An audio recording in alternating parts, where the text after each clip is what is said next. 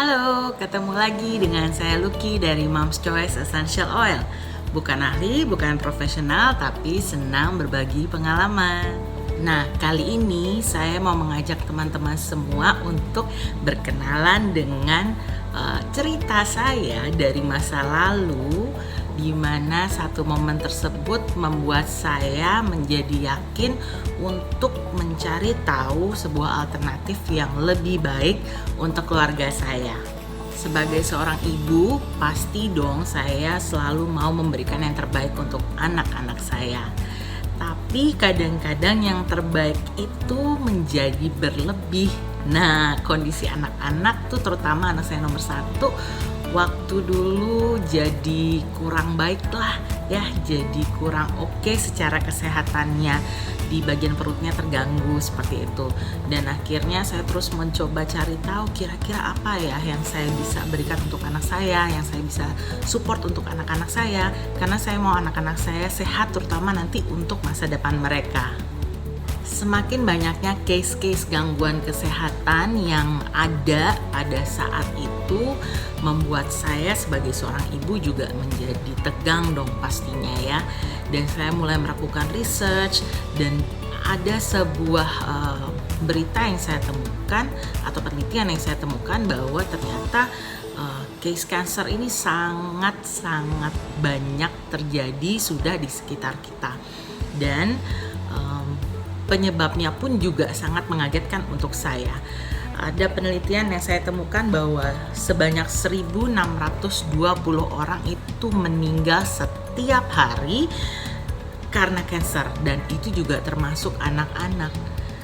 1 dari 3 kasus anak-anak ini disebabkan oleh diet yang tidak baik, aktivitas fisik yang kurang, dan juga paparan bahan-bahan kimia. American Cancer Society mengatakan hanya sekitar 5-10% kasus kanker yang berhubungan dengan kerusakan gen. Nah, berarti kita bisa menyimpulkan dong teman-teman, 95% lainnya itu dapat kita kontrol. Nah, bagaimana caranya? Yaitu dengan mengurangi pemakaian produk-produk berbahan kimia di dalam rumah tangga. Bahan kimia berbahaya pada produk rumah tangga biasanya banyak ditemukan di pengharum ruangan, air freshener ya.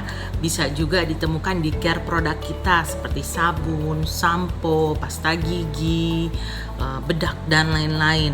Juga di sabun cuci piring, sabun cuci baju, dan seterusnya.